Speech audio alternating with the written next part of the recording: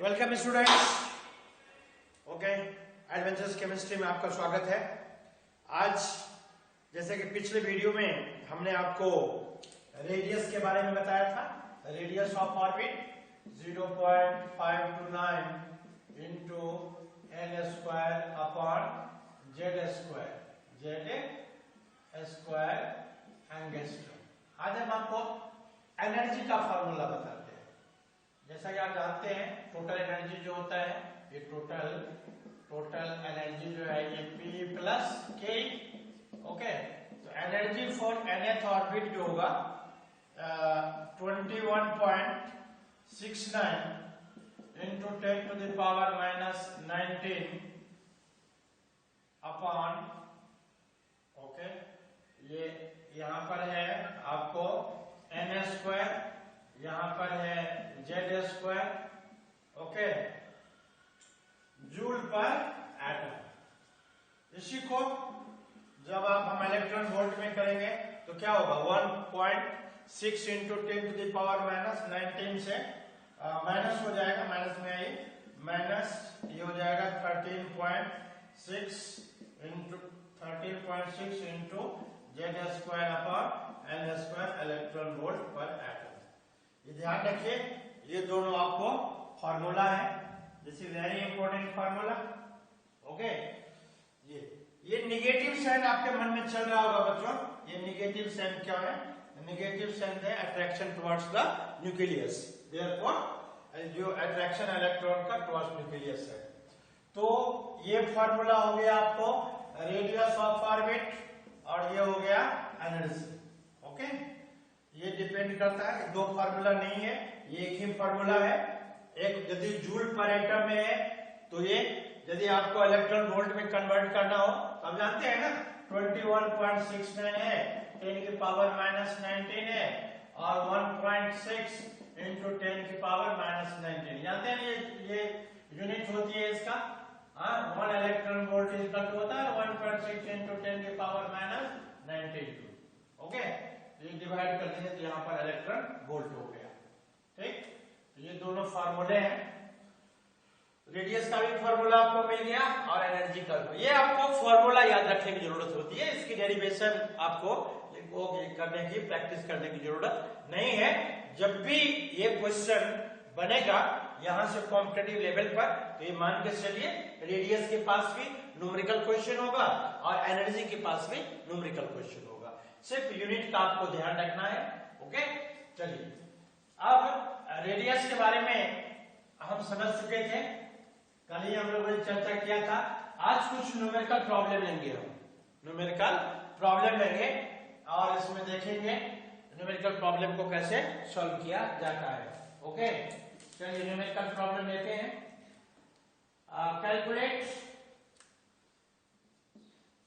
Calculate the radius of third and fifth orbit of helium plus. चलिए, आपको पता है ना क्या होता है फॉर्मूला, R इक्वल टू होता है, मैंने आपको बोला था 0.529 into n square upon Z square को आप चाहे तो 0.53 भी लिख सकते हैं, किसी भी तरह की कोई परेशानी आपको नहीं होगी। ओके, चलिए लिखते हैं 0.53 into n square upon Z square angstrom. चलिए 0.53 थर्ड ऑर्बिट, इसका मतलब n की वैल्यू क्या है 3 इंटू 3 का square, okay, N square upon Z, okay, N square upon Z, Z square Z helium का atomic number 2, this is N square. Okay, चलिए third, ये n की वैल्यू क्या थी 3, ये क्या है R थर्ड, किसके लिए हीलियम प्लस के लिए, ये R है फिफ्थ, किसके लिए हीलियम प्लस के लिए। क्या होगा 0.53 n स्क्वायर, फिफ्थ n की वैल्यू 5 है upon 2 angstrom, this is 0.5 through 25/2 25/2 angstrom. इस तरह से आप कैलकुलेट करेंगे, you will complete it answer. Okay, एक बहुत ही इंपॉर्टेंट क्वेश्चन है जो कॉम्पिटिटिव लेवल का है, वो क्वेश्चन मैं आपको करवा रहा हूं, देखिए उसको ध्यान से।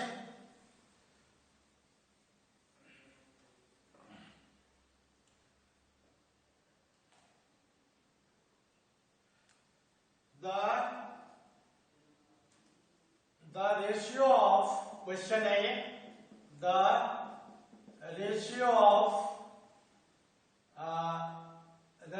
of radius of two Bohr orbit, the ratio of radius of two Bohr orbit are 1:9। ये है question, 1:9। What will be their nomenclature? What would be their nomenclature? Option है आपके पास K and M, K and L, B है L and M, C है K and M और D है K and L। चार options है, इन्हीं चार ऑप्शंस में से एक ऑप्शन जो है आपको फाइंड करना है। ओके, चलिए, अब ये तो हमको मालूम नहीं है जो 1 और 9 जो है ये किसकी है, रेशियो है, किसके रेडियस की रेशियो है। चलिए मानते हैं यहां पर आंसर Rx/Ry, दो रेडियस हमने मान लिया, एक x और दूसरा y। ये गिवन है 1:9 का मतलब क्या है, 1/9। चलिए Rx का लिखते हैं, ये दिया हुआ है, ये होता है ना 0.52x। ओके, x के लिए n नहीं मालूम, nx²। ओके, अपॉन क्या है ये 1:9 है, the ratio of two Bohr's orbit, this is okay 1:9। what is its nomenclature? okay, चलिए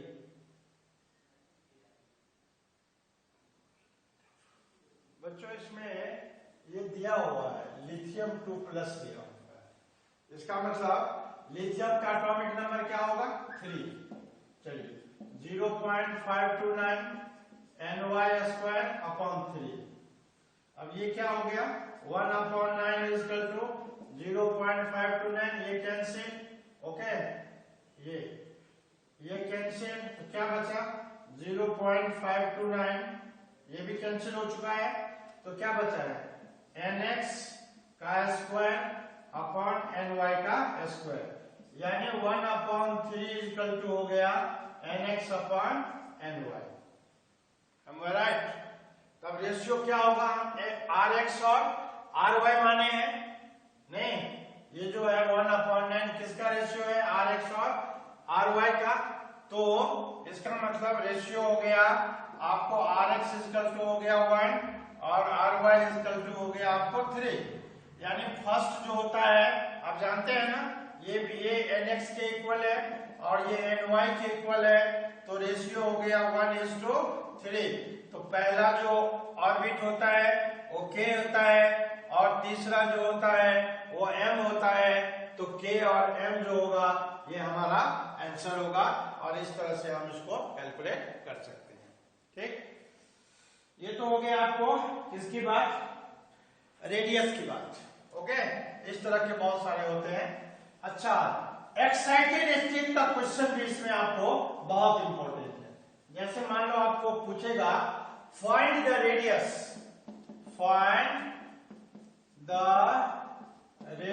of second excited state, find the radius of second excited state of lithium 2+।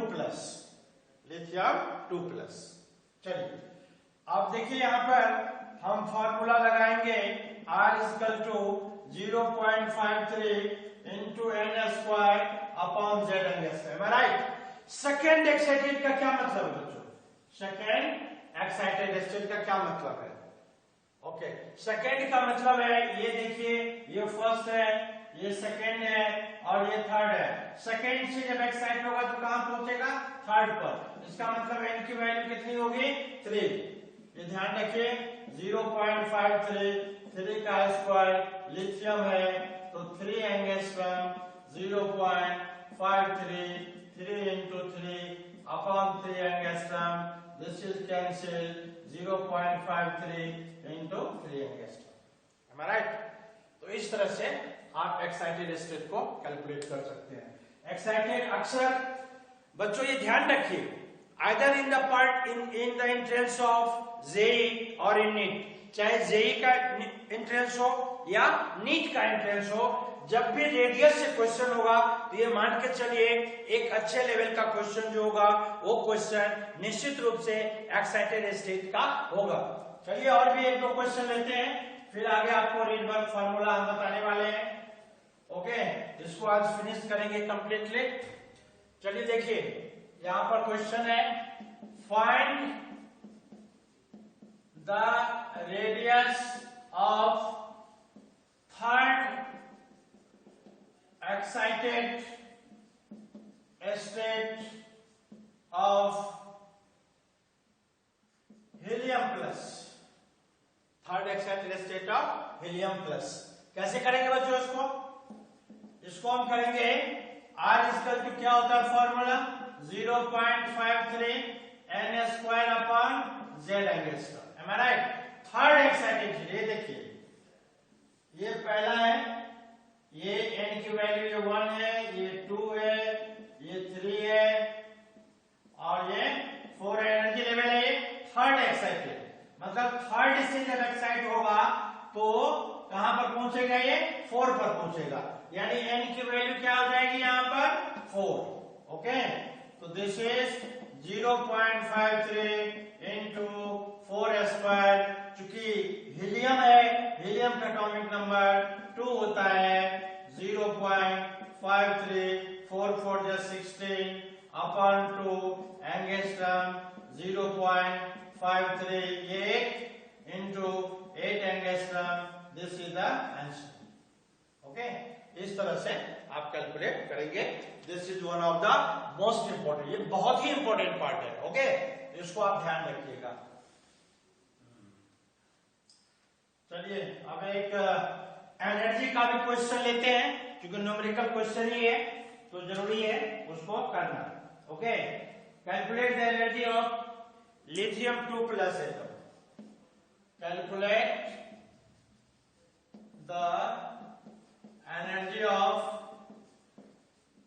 lithium 2 plus for second state, for second state, for second excited state, second excited state। चलिए अब हम start करते हैं यहां से। E का formula हम जानते हैं, मान लीजिए इलेक्ट्रॉन वोल्ट में लिखना है तो क्या लिखेंगे? 13.6 into z square upon n square electron volt per atom. ठीक है बच्चों, ये तो यहां पर है। यदि मान लीजिए यही फॉर्मूला हमें जूल पर एटम में लिखना होगा, आपको याद है ना, 21.69 into z square upon n square joule पर एटम। ये दोनों किसके फॉर्मूले हैं? ये भी एनर्जी के फॉर्मूले हैं, ये भी एनर्जी के फॉर्मूले हैं। डिफरेंस क्या है? यहाँ पर यूनिट में डिफरेंस है, ये इलेक्ट्रॉन वोल्ट में है और ये जूल में है। इस बात को आपको ध्यान रखना है। ठीक है, चलिए आते हैं -13.6 Z। लिथियम Z मतलब एटॉमिक नंबर ना। ओके, तो Z atomic number of lithium is 3, तो 3 का square upon n square second excited. ये देखिए बच्चों, सेकेंड एक्साइटेड का मतलब n equal to 1 2 3 4। Second excited का मतलब सेकेंड से कितने में कहा जाएगा? 3 पे, तो ये हो गई 3, तो यहां पर हो गया 3 का square, this is electron volt per atom. तो ये दोनों cancel, minus 13.6 electron volt per atom, this is answer. तो इस तरह से हम एनर्जी का क्वेश्चन, एनर्जी में आप जानते हैं सिर्फ वैल्यू में फर्क है, ओके। क्यों फर्क है? Due two units. यदि एनर्जी आपको जूल पर एटम में रहेगा, ये आप कहेंगे हाउ विल यू इंश्योर, आप कहेंगे ये कैसे इंश्योर करेंगे? तो ये इंश्योर करेंगे, आपके पास जो 4 ऑप्शंस होंगे, ओके, उस ऑप्शंस में यूनिट मेंशन होगा, उस यूनिट के अकॉर्डिंग आप इंश्योर करेंगे। जूल पर एटम होगा तो आप इस वैल्यू को पिकअप करेंगे, इलेक्ट्रॉन वोल्ट होगा तो इस वैल्यू को पिकअप करेंगे। Remember dear students, both formula, okay, radius for various cell and its energy is very very important, very very important. ये बहुत ही इंपॉर्टेंट है, ओके। एटॉमिक स्ट्रक्चर में ये मान के चलिए क्वांटम नंबर के बाद, quantum number is one of the most important part. Quantum number के बाद यदि कोई इंपॉर्टेंट पार्ट बचता है, ये पार्ट यही है, radius of bore atom. Bore atom का जो है, ये ध्यान रखिए, जो रेडियस का फॉर्मूला है, ये लास्ट हम आपसे डिस्कस कर रहे हैं। रेडियस और एनर्जी का जो फॉर्मूला है, ये फॉर्मूला, ये सिर्फ फॉर्मूला किस पर होगा? Hydrogen and hydrogen like species. ये चीज ध्यान रखिएगा आप। हाइड्रोजन का मतलब हाइड्रोजन लाइक स्पेसीज, ये इसका मीनिंग जानना आपको जरूरी है। हाइड्रोजन लाइक स्पेसीज का मतलब है which has only one electron, because hydrogen has only one electron, okay। इस तरह से आप रेडियस और एनर्जी को आप समझ सकते हैं, ओके। चलिए अब आते हैं, आपको याद है कल हमने जब बोर के मॉडल पर रहे थे, हमने बताया था when energy, when electron falls from higher to lower, then energy is emitted and a spectral line is formed, a spectral line of form। वही स्पेक्ट्रल लाइन की series, spectral line series, spectral line series, इसको आप रीडबर्ग formula भी हम कहते हैं, रीडबर्ग formula, okay बच्चों। Rydberg formula, this is one of the most important part. देखिए फार्मूला क्या है,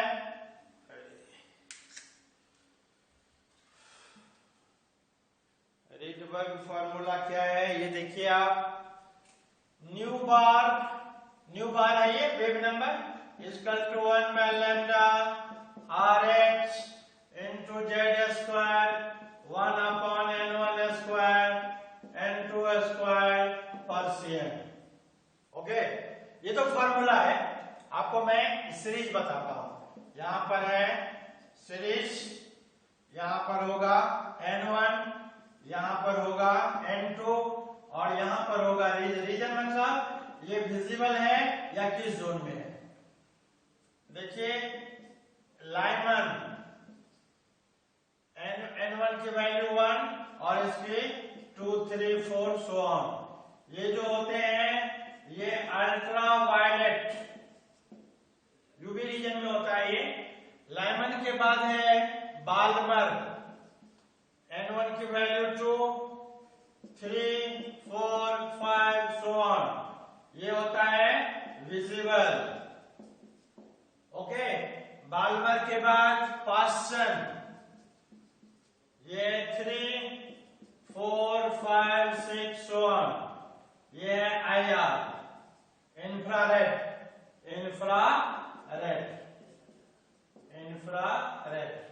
ओके। पास्सन के बाद है ब्रैकेट, इसमें N1 की वैल्यू 4 और ये 5, 6, 7 सो ऑन, ये भी IR। ब्रैकेट के बाद है फंड, जिसमें ये 5 है, ये 6, 7, 8 सो ऑन, ये भी IR, ओके। उसके बाद ये किसी बुक में है, किसी बुक में नहीं है, ये 6, 7, 8, 9 फॉर IR,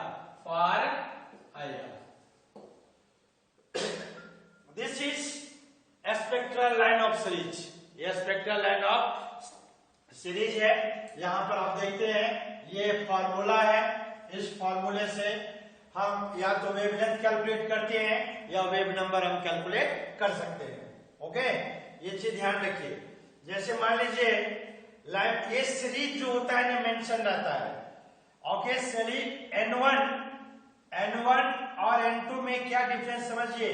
N1 जो होता है कांस्टेंट होता है, N1 इज कांस्टेंट। और एक बात और, N2 is always greater than N1, remember it.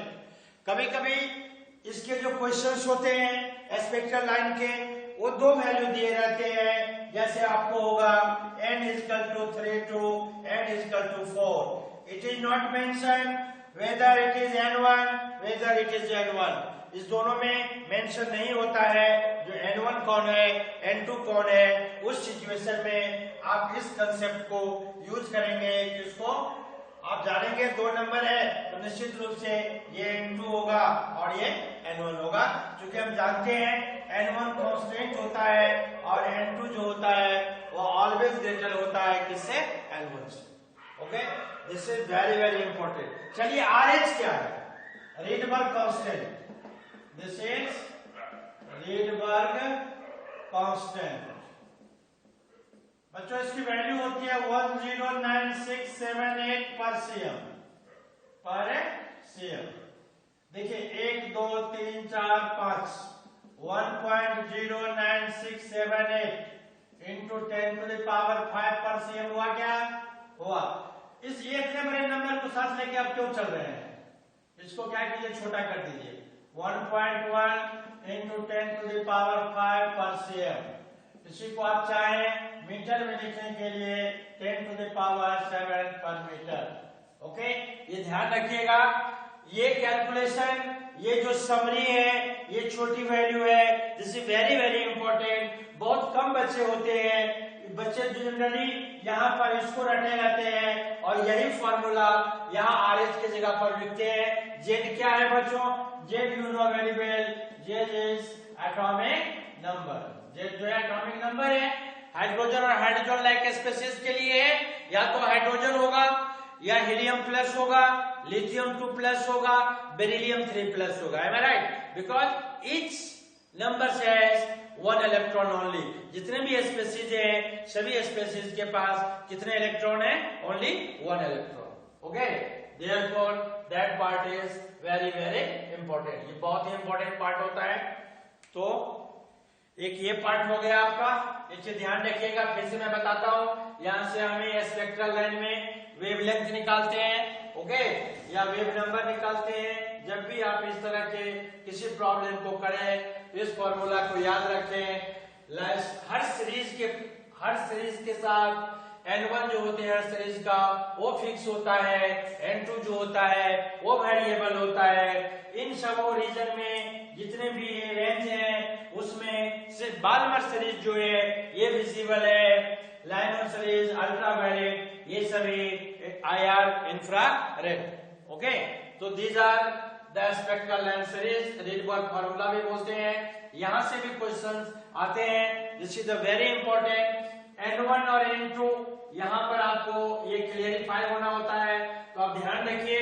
Series का नाम जैसे ही होगा तो ये सीरीज है, जनरली यही पूछे जाते हैं, तो ये ध्यान रखिए। N5 ही है, 5 आप याद कर लीजिए। N2 आपको याद करने की जरूरत नहीं है, मेंशन होता है। अब एक्साइटेड स्टेट की बात होती है, जैसे पहला एक्साइटेड स्टेट होगा तो ये होगा, दूसरा होगा फिर ये होगा, तीसरा होगा फिर ये होगा। इस तरह से एक्साइटेड स्टेट आप यहां से फाइंड कर सकते हैं और वेवलेंथ आप निकाल सकते हैं। RH की वैल्यू हमने आपके सामने लिखा है। Z जो है एटॉमिक नंबर है। एटॉमिक नंबर किसका होगा, या तो हाइड्रोजन का होगा या हाइड्रोजन लाइक स्पेसीज का होगा। Okay, so this is the part. इतना ही है इसमें। इसको सॉल्व कैसे करते हैं थोड़ा मैं आपको क्वेश्चन करके दिखाता हूं। जैसे मान लीजिए किसी स्पेक्ट्रल लाइन का क्वेश्चन है, जहां पर दिया हुआ है n = 2 to n = 3, ये दिया हुआ है। इसका मतलब समझ लीजिए आप N1 की वैल्यू जो है n1 की वैल्यू 2 है, n2 की वैल्यू 3 है। आपको क्या चाहिए? आपको वेवलेंथ निकालना है। चलिए लेते हैं 1 upon lambda equal to RH की वैल्यू, डायरेक्ट यहाँ पर हम तो वेवलेंथ निकालेंगे। आप ध्यान रखिए ये मीटर में होगा, ओके, इसीलिए हम ये वैल्यू लेंगे 1.1 10 to the power 7। ये बच्चों इस तरह की वैल्यू बहुत कम, in few books it is available. Generally यहीं पर लाके वो छोड़ देते हैं, इसके आगे नहीं बताते, डायरेक्ट न्यूमेरिकल क्वेश्चन में जाते हैं। इतने बड़े नंबर को बहुत ही शॉर्टकट नंबर आपको हमने दिया। अब देखिए फटाफट आपका हो जाएगा। मान लीजिए हाइड्रोजन एटम है तो Z1 ही है, तो 1 लिखने की जरूरत नहीं है। 1 अपॉन n² तो 2 का स्क्वायर, ये 3 का square per metre. 1.1 into 10 to the power 7, 1 upon 4, 1 upon 9 per metre. ये हो गया बच्चों 1 इंटू 1 10 to the power 7, ये हो गया 36, ये हो गया 9 माइनस 4 पर मीटर। ओके, चलिए यहाँ पर आते हैं हम। 1 by lambda is equal to 1.1 10 to the power 7 9 minus 4, it is 5 upon 36 per meter। आप घबराइए नहीं, प्रॉब्लम आप देख के आप सोच रहे होंगे बहुत बड़ा है, ऐसा नहीं है, मैं छोटा कर दूंगा इसको। आप ट्रिक सीखिए। 5.5 10 to the power 7 divided by 36 per meter। इसको हम यहीं पर खत्म करेंगे। इसको एक डिजिट आगे ले जाइए। 55 10 की पावर 7 माइनस 1 6 हो जाएंगे अपॉन 36 पर मीटर। इसको हम कैलकुलेट करेंगे। 55 को 36 से डिवाइड करेंगे, 36 ये हो जाएगा 19, ये 0 होगा, 6 से नहीं 5 से जाएगा 30, 15 और 3 18, 1.5 into 10 to the power 6 per meter। ये बच्चों किसकी वैल्यू है? 1 by lambda की, या लैम्डा इक्वल टू होगा 1 अपॉन 1.5 into 10 की पावर 6। अब ये हो गया मीटर, पर मीटर था, ये मीटर हो गया। इसको आप आगे ऊपर कर दीजिए तो देखिए कितना छोटा है। 5 2 10, 5 3 15, 2 upon 3 10 to the power minus 6 metre. ये होगा 0.67 into 10 की power minus 6 metre, that is wavelength. इस तरह से हम इसको कैलकुलेट करते हैं, ठीक है। This is one of the most important part, बहुत इंपोर्टेंट पार्ट है ये, ओके। इसको आप करके देखिए। एक आध क्वेश्चन मैं और आपको करके दिखाता हूं, कोई घबराने की इसमें जरूरत नहीं है। फटाफट न्यूमेरिकल क्वेश्चन सॉल्व होता है। चलिए हाइड्रोजन एटम के लिए n equal to 1 to n equal to 2 ये दिया हुआ है। इसका मतलब ये n1 है, ये n2 है। आपको वेवलेंथ चाहिए, आप लिखेंगे 1 अपॉन लैम्डा RH की वैल्यू यहाँ पर 1 upon lambda equal to RH into Z square 1 upon n1 square minus 1 upon n2 square. ये तो फॉर्मूला होता है। तो 1 अपॉन लैम्डा यहाँ पर लिखेंगे, RH की वैल्यू मीटर में लिखेंगे डायरेक्ट 7, ये हाइड्रोजन है तो 1 square 1 upon 1 square 1 upon 2 square per metre. ये होगा 1.1 10 to the power 7, ये तो 1 ही है, 1 अपॉन 1 माइनस 1 अपॉन 4 पर मीटर। ये क्या हो गया 1 into 1 10 की पावर 7, ये एलसीएम हो गया 4 माइनस 1 पर मीटर। ये हो गया 1.1 10 की पावर 7 इंटू 3/4 पर मीटर। ये होगा 3 से मल्टीप्लाई कर दीजिए, 3.3 इंटू 10 की पावर 7 अपॉन 4 पर मीटर। आप एक डिसिमल आगे चले जाइए, ये हो जाएगा 33 इंटू 10 की पावर 6 अपॉन 4 पर मीटर। इसको और भी थोड़ा छोटा कर लीजिए।